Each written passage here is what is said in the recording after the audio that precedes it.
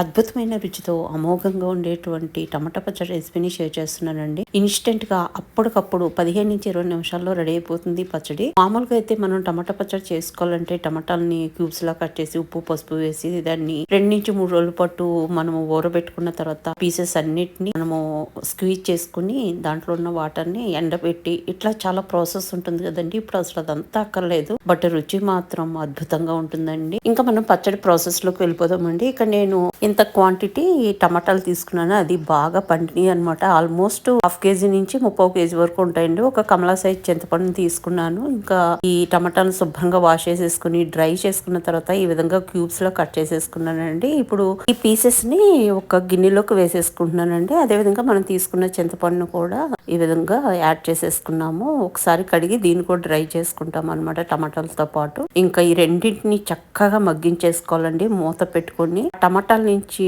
Automatic గా water release అవుతూ ఉంటుంది అనమాట. మళ్ళా మనకి వాటర్ అంతా కూడా ఎవాపరేట్ అయ్యే వరకు, టమాటా ముక్క సాఫ్ట్ అయిపోయే వరకు, అంటే ఆల్మోస్ట్ మ్యాష్ అయ్యే స్టేజ్ వరకు మనం ఉడికించుకుంటామండి. మధ్య మధ్యలో చెక్ చేసుకుంటూ ఉండాలి, అడుగంటే ప్రమాదం ఉంటుంది. లేకపోతే మీడియం ఫ్లేమ్ లో పెట్టుకుంటే మీకు పర్ఫెక్ట్ గా వితౌట్ ఎనీ డిస్టర్బెన్స్ మనకు మగ్గిపోతుంది. చూసారా, పర్ఫెక్ట్ గా మగ్గిపోయిందండి. ఇప్పుడు ఒక గరిటె బ్యాక్ సైడ్ సహాయంతో ఈ విధంగా మ్యాష్ చేసినట్టు చేస్తే, ఒకవేళ చింతపండులో ఏమన్నా గింజలు మిగిలి ఉంటే ఆల్మోస్ట్ తీసేస్తాము, కానీ 1-2 ఉంటే కూడా మనకి అవి బయటకు వచ్చేస్తాయి అనమాట. ఇంకా నాకు ఇక్కడ ఒక 2 గింజలు కనిపించినాయండి, అవి తీసేస్తున్నాను. పూర్తిగా చల్లారనిచ్చిన తర్వాత మిగతా ప్రాసెస్ చేస్తాము. లేకపోతే ఏంటంటే మనం మిక్సీ జార్ లో వేసినప్పుడు ఇది బయటికి ఆ వేడికి స్పిల్ అయిపోతుంది. చాలా కేర్ఫుల్ గా ఉండాలండి అలాంటి వాటిలో. చల్లారిపోయిన టమాటా గుజ్జుని మిక్సీ జార్ లో యాడ్ చేసేసుకున్నామండి. దాంతో పాటు 1 టేబుల్ స్పూన్ పసుపు, ఒక 3/4 గ్లాస్ వరకు సాల్ట్ యాడ్ చేసుకున్నాము. గ్లాస్ నిండా కారం వేసుకుంటున్నామండి. ఇప్పుడు మీకు చూపిస్తున్న సైజ్ లో అనమాట 50 గ్రాముల వరకు ఉంటుంది. తర్వాత 8-10 వెల్లుల్లి డబ్బులు యాడ్ చేసుకున్నామండి, పొట్టొల్చినవి. అదేవిధంగా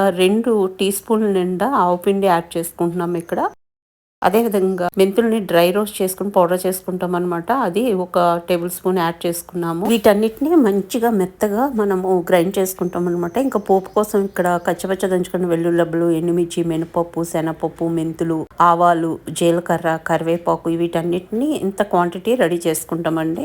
ఇప్పుడు నేను ఇక్కడ ఆయిల్ తీసుకుంటున్నాను. మీ ఇష్టం అండి, నువ్వుల నూనె తీసుకోవచ్చు, లేదా గ్రౌండ్నట్ ఆయిల్ అంటే పల్లి నూనె కూడా యూజ్ చేసుకోవచ్చు పోపు కోసం. ఇక్కడ నేను ఆయిల్ 1 కప్పు నిండా తీసుకున్నాను. దాంట్లో ఇందాక మీకు చూపించిన పోపు దినుసులన్నిటిని ఈ ఆయిల్లో వేసేసుకుని దూరగా ఫ్రై అవనిస్తామండి. లో టు మీడియం ఫ్లేమ్ లో పెట్టుకుని, హై ఫ్లేమ్ లో పెట్టుకుని వేపించుకుంటే తొందరగా కలర్ వచ్చేస్తుంది, కానీ లోపల వరకు వేగదండి. ఇంకా మనము దానికి సమయం ఇచ్చి మంచిగా ఫ్రై అవనివ్వాలన్నమాట. ఈ లోపు నేను గ్రైండ్ కూడా చేసేసుకున్నాను, మీకు చూపిస్తాను ఎట్లా గ్రైండ్ చేసుకున్నాను అనేది. చూసారా, ఈ మాదిరి ఉంటుంది అనమాట. ఇంకా ఇక్కడ పోపు కూడా వేగిపోయిందండి. దీంట్లో ఇంగువ ఒక ½ టీ స్పూన్ అంతా యాడ్ చేసుకున్నాను. యాడ్ చేసుకుని ఎమ్మటే గ్రైండ్ చేసుకున్నటువంటి టమాటా పచ్చడిని దీంట్లో యాడ్ చేసేస్తున్నానండి. యాడ్ చేసి ఈ ఆయిల్లో చక్కగా దాన్ని మనము ఉడకనిస్తాం అనమాట. అప్పుడే మనకు పచ్చడి నిల్వ ఉంటుందండి, తొందరగా పాడవదు. బయట పెట్టుకుంటే మినిమం మీకు 3-4 నెలల పాటు ఉంటుంది. అదే ఫ్రిడ్జ్ లో స్టోర్ చేస్తే కనుక 6 మంత్స్ వరకు ఉంటుందండి. ఒకటే ఏంటంటే గుర్తుపెట్టుకోవాలి, ఈ ఆయిల్లో దాన్ని మంచిగా ఉడకనివ్వాలి. ఎంతవరకు ఉడకాలంటే మనం ఇట్లా కలుపుతున్నప్పుడు ఆయిల్ అంతా కలిసిపోయినట్టు అయిపోతుందండి. ఇది మంచిగా ఉడికిన తర్వాత ఏంటంటే ఆటోమేటిక్ గా ఆయిల్ అంతా వదిలేస్తుంది అనమాట. మనం వేసిన ఆయిల్ అంతా కూడా బయటికి మనకి చక్కగా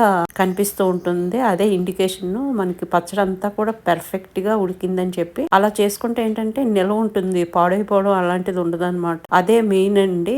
మనం జనరల్ గా ఏం చేస్తారంటే చాలా మంది పోపు పెట్టుకున్న తర్వాత ఈ పచ్చడి మిక్స్ చేసి ఒకసారి కలిపి దించేస్తారు. దాని వల్ల ఏంటంటే పచ్చడి తొందరగా పాడైపోతుంది. మనకి ఆయిల్ చూసారా ఈ విధంగా కనిపిస్తుంది అనమాట. ఇంకా అదే ఇండికేషన్. ఇంకా నేను స్టవ్ ఆఫ్ చేస్తాను. ఇది చల్లారిన తర్వాత జార్స్ లోకి తీసేసుకుంటాం. ఇంక ఈ పచ్చడిని వేడి అన్నంలో వేసుకుని కొంచెం నెయ్యి వేసుకుని కలుపుకుని తింటుంటే ఉంటుందండి, స్వర్గంగా అనిపిస్తుంది. అంతేకాకుండా అన్ని రకాల టిఫిన్స్ లోకి ఇడ్లీ, దోశ, ఊతప్పం, గారెలు దేంట్లో నంచుకుని తిన్నా అద్భుతంగా ఉంటుందండి. ఇంకా కర్డ్ రైస్ లో నంచుకుని తింటుంటే అమోఘంగా ఉంటుంది. శ్రమ లేకుండా సింపుల్ గా ఇన్స్టెంట్ గా ఇలా పచ్చడి చేసేసుకోవచ్చు అండి. డెఫినెట్ గా ట్రై చేసి చూడండి ఫ్రెండ్స్. మీకు ఈ వీడియో నచ్చితే లైక్ చేయడం మాత్రం మర్చిపోకండి. మీరు చేసే లైక్ చాలా విలువైంది.